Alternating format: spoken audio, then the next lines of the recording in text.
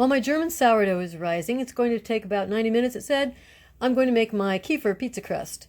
So let's see, I use a cup of warm water, a cup of kefir, a tablespoon of yeast, about a tablespoon of sugar, 2 tablespoons of olive oil. I'm going to use sunflower oil, teaspoon and a quarter of salt. I will use half wheat, half white flour, and some dough conditioner. I just dump everything into the bread machine. Here's my kefir. Dump everything into my bread machine, and then I'll just use the fold method, the same as I do for all of my other doughs. I always try to keep some pizza crust in the freezer. I'll make some pizza crust and some breadsticks.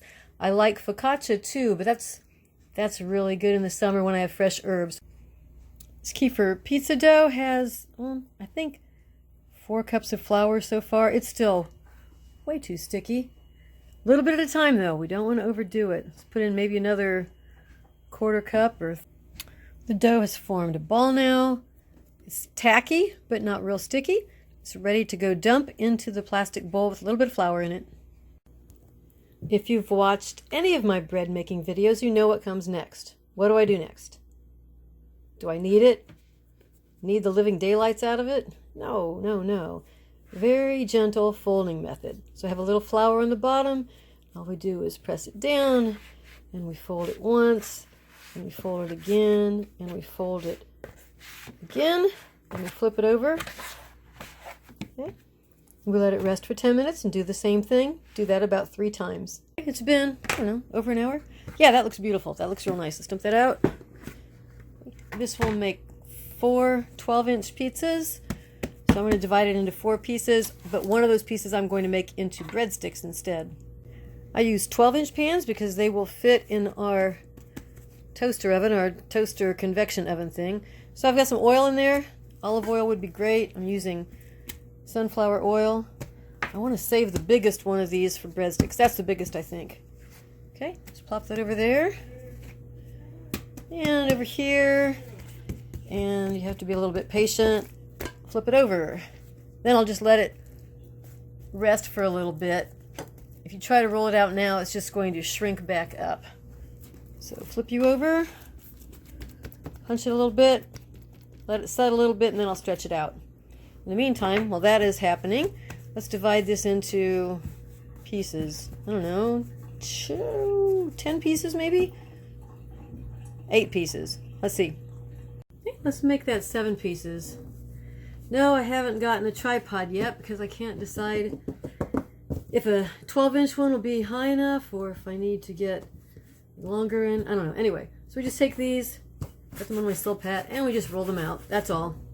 And I'll just put them on parchment on a cookie sheet. 1, 2. You get the idea.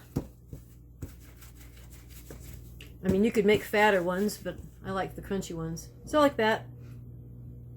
Put them on a pan. But while I'm doing that, let me show you this. So I just flip it, spread it out a little bit. Probably have to put more oil on it. Same with this one.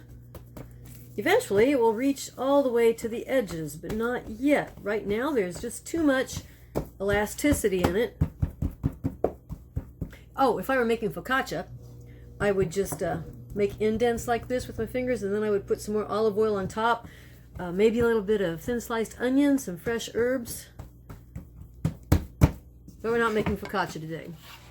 Oh, I didn't realize I had double pans there. Okay, same thing here. Oil on it, push it down. Now I'm going to let them rest a little bit. Here's the parchment for the breadsticks. I'll just lay them on like this, and then I'll cover them up with plastic and a tea towel, same as usual. Oh great, they stuck together. Oh, sometimes I push them down a little bit and put flour on top. I don't know why. I have a reason for doing that. I don't remember what the reason is. They are not even. That doesn't bother me a bit. Oh, look, it works this way too. Since I'm running out of counter space here.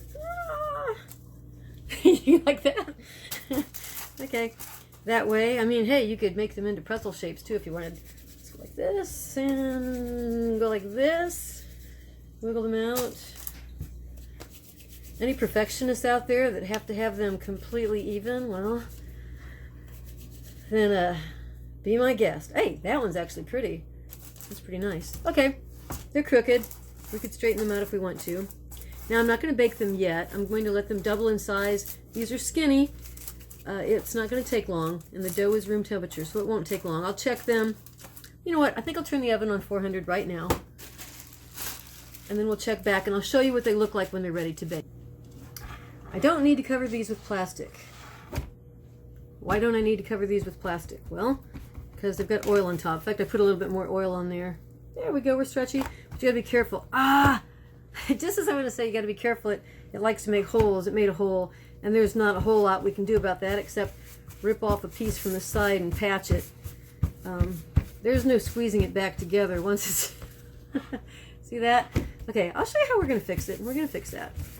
We will fix it. Don't worry about it. Push that around the edges. The hole in the middle is just getting bigger.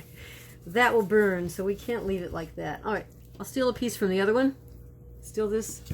See the hole right there? Yeah.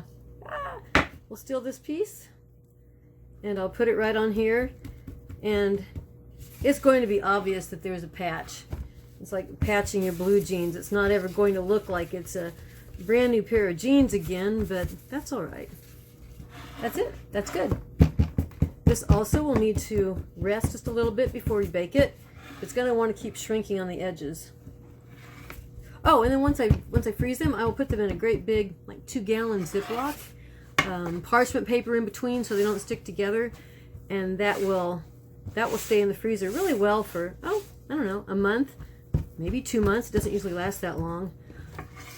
Goodness, more holes. I don't know what's going on today.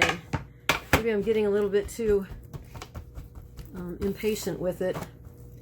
Need to press a little bit more gently. Well, you get the idea. Now all I have to do is let them raise and then bake them, and I'll show you what the finished product looks like. After 9 minutes in a 400-degree oven, this is what I want. Not completely browned. Think of it as being sort of a brown and serve. Oh, it's hot. Ouch. Really hot.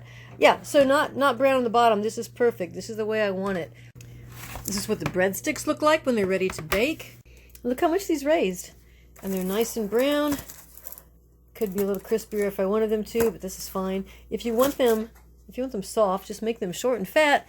That misshapen one there is just begging to be eaten, I think. All right, let's put a little butter on it. These are really the best when they're fresh out of the oven. Dinner rolls are still good in the freezer and warmed up, but breadsticks, they won't stay crispy. They need to be eaten just like this. Pretty wonderful. Well, the breadsticks were gobbled up immediately. Now I'm just going to put these away. These have cooled off enough. The pizza crust, I will put them in this bag, put some wax paper in between the layers, and then stick them in the freezer.